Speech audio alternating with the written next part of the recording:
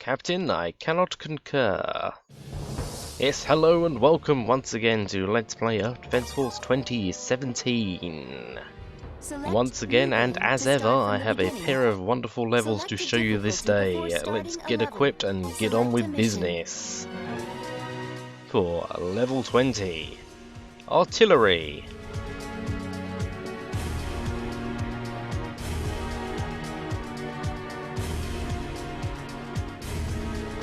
Selected going into combat. Fire away! EDF! HQ! The enemy robots are equipped with new weapons! Our unit's been hit badly! Requesting permission to... They've opened fire! Straight ahead! This is HQ to all troops. This is a new enemy with more firepower. Be careful. That is not strictly true, it is in fact the same enemy, but with more firepower. We're under attack! Those weapons are way too powerful! This level, quite unsurprisingly, introduces the third and final weapon that the Hector Walking Arms can possess, the long-range artillery cannons. There they are. This is HQ to Storm 1. Use your radar and rendezvous with your allies. These artillery cannons are impressively accurate. A Hector with an artillery arm can nail you from halfway across the map. Quite surprising in some cases, especially if you were not aware that there was one in the vicinity. Up close, however, the cannons are the easiest weapon to avoid. You'll generally have a good deal of notice thanks to the massive purple plasma balls that streak across the air. And in general, a couple of dodge rolls is all you need to get out of harm's way.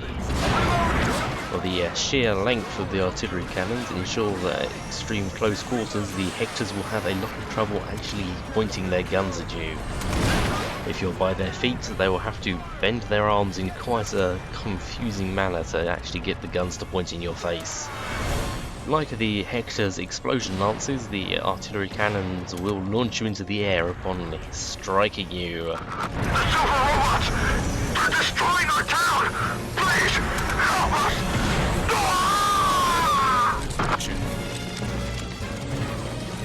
Alas, poor Tiny. It seems no sacrifice is too small in this terrible, terrible space war.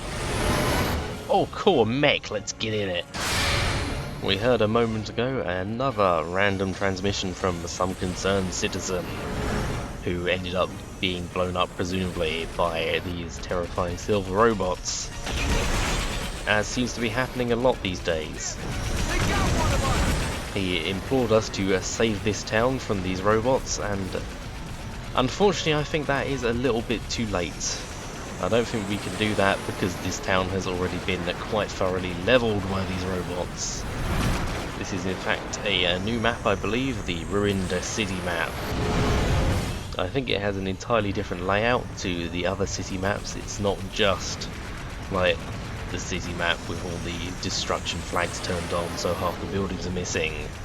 But no, they've also dirtied up the roads and it's got a different layout. I'm sure I've been wrong in the past though. I've been very wrong. Speaking of being wrong, a minor correction from a previous episode. I stated that enemies can exist outside of the big square that you're allowed to stand in, and when you destroy them and they drop a pickup, that pickup will spawn outside the zone and be unpick-upable. That has been fixed in this game, although it was the case in EDF2. In this game the pickup will spawn inbounds no matter where the enemy died. This is HQ. It's a trap. You're surrounded. Watch your backs. We're surrounded. What do we do? The same thing we do every night, EDF soldier. A huge army of robots is heading our way. We're surrounded. There's so many of them. Killing the second to last Hector spawns the second wave in this particular level. That means more Hectors and some drones for us to deal with. Unfortunately, our Vagulta mech is not long for this world, for we are attacked on all sides by flying vehicles with their terrible lasers, stripping away our armor, while we have a little recourse to attack them back. Storm 1 is engaged in combat with a large number of enemies. They'll die if we don't do something. We need to give them backup. Permission granted. Get there ASAP. While I appreciate the sentiment, I'm not sure it's entirely necessary. While the mech is about to die, Storm 1 remains strong and agile and able to dodge roll away from many things. Storm 1, we've come to help. Men, fire away! Still, let's not look a gift horse too closely in the mouth. Those EDF soldiers should form a fine distraction for at least some of the enemies while we get ourselves a little bit of breathing room. Here we can really see those long-range artillery cannons doing their terrible business, almost striking me unawares while I'm distracted by all these flying drones. The shotgun, as ever, is a very effective way of taking out the drones. They are quick and nimble, but the shotgun's spread is wide and they are weak to it. We also brought along a sniper rifle, as you may have already noticed if you're paying attention. Oh dear. Usually a long-range weapon is a good idea against a Hector, but given their artillery cannons, we can't exactly stand still at the other side of the map and damage them that way anymore. That's what I was talking about earlier about the cannons having trouble targeting you when you're in close. Sort of wobbled around quite badly for a second there. Sniper rifles have a sort of strange niche in this game, given that there's not many enemies that won't spend all their time heading directly at you faster than you can run away. Range is not something that's usually on your side. Their main strength is taking down carriers, and to be honest, there's better choices for that. In most cases, a long-range rocket launcher will do the job just as well, although it will require a bit more skill to get it into the carrier, as it were. It will have the added benefit of being a splash damage weapon and being effective on the hordes of enemies that will be after you. That's not to say sniper rifles are completely useless. There are situations in which they are very useful. This is not exactly one of them. You probably do better getting in closer with the shotgun at this point to take them down much faster. In general in this game, the shorter the range of the weapon, the more damage per second you'll be able to do with it. The bigger the risk, the bigger the reward, of course. And then there were two. All our support is gone. It is up to us to destroy these last remaining robots. Once again, we are reminded that artillery can appear from any direction. We must be aware of our surroundings. The minimap is very useful. But a good shotgun blast is the best thing for these artillery Hectors. Fill their face with shot and make them all explodey-like. That is the best plan. One more to go. I believe this is one we took some shots at earlier.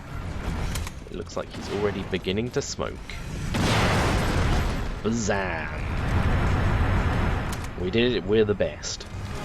Once again, the last man standing is Storm 1. Hard about which weapon. Select a mission. That was fun, now let's do this. Level 21, Crimson. Select going into combat. Here they come! It's an army of red giants! Anybody familiar with the PlayStation 2 EDF titles will be very familiar with this mission indeed. Like in those two games, we're introduced to a new enemy on the beach, the Red Ants. This mission follows a very similar structure with only minor differences. Here's what they look like. As you can see in EDF 1, you began on the beach and the ants came down the hill at you. In EDF 2, you began on a hill and the ants came up the beach towards you. In this game, you begin on the beach and the ants come across the beach towards you. A similar mission would reappear in Earth Defense Force 2025, the sequel to this game and the fourth in the series. In the first 3 games in the series, this mission forms our introduction to the Red Ants. Even though in EDF2 it is a reintroduction of sorts, as it follows the same continuity as EDF1. This game is its own new continuity, so this is the first time that the EDF has faced such a fearsome red-coloured enemy. EDF 2025 mixes things up a small amount by having Red Ants appear earlier in the campaign than this particular mission, which I believe is also called a Crimson. Now, I've talked an awful lot about this mission without actually talking about this mission. This mission is a hard mission. It is difficult indeed. We're going to have to face 3 individual waves of enemies, all of them these powerful new Red Ants. Red Ants can take a bit more of punishment than the regular sort of ant. They lack the ranged sort of acid spitting attack that the regular ants have, but to make up for this they have regained the bite attack that the black ants had in the very first level. The first couple of levels if you're playing on normal or under. I'm going to pause here and grab some health before I take out the last enemy and spawn the next wave. Another difference between the regular ant type and the red ant type is that they are massive. They are much larger than the black ants, although it is difficult to tell in this level as there's no way to directly compare the two. Also, of note here is that the second wave of enemies is in fact much tougher than the first. Not only is it more numerous, or at least it seems more numerous, I could be wrong, but also they are in fact more resistant to damage. You can see in the top corner 2 examples of, first of all, the first wave being attacked with a Goliath rocket launcher. You can see that these ants are dead upon impact, flying through the air with no wiggly legs at all. And here we have the same weapon being used on the second wave, and you may note that their legs wiggle in a most dangerous manner, indicating that they are still alive. They have survived the explosion. They have in fact got much more HP. Oh dear. It took me a while to actually find a decent strategy for demonstrating this level. Of all the levels we've played so far, this is one of the trickiest when it comes to weapon selection. I eventually settled on a powerful shotgun for getting them out of your face, and a decent grenade launcher for blasting away at them in the distance.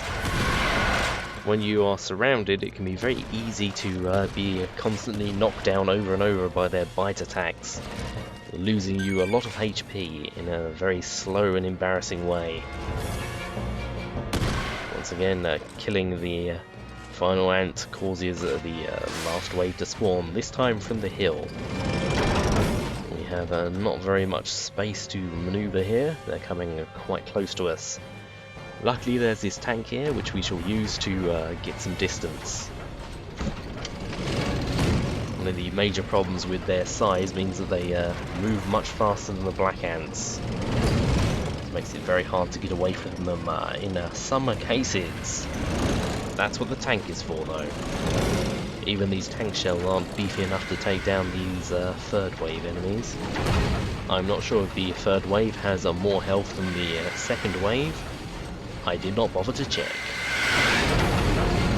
When dealing with a crowd of enemies, it is generally less useful to shoot the closest enemy directly in the face than it is to shoot below that enemy. Well, that will cause more splash damage to enemies behind.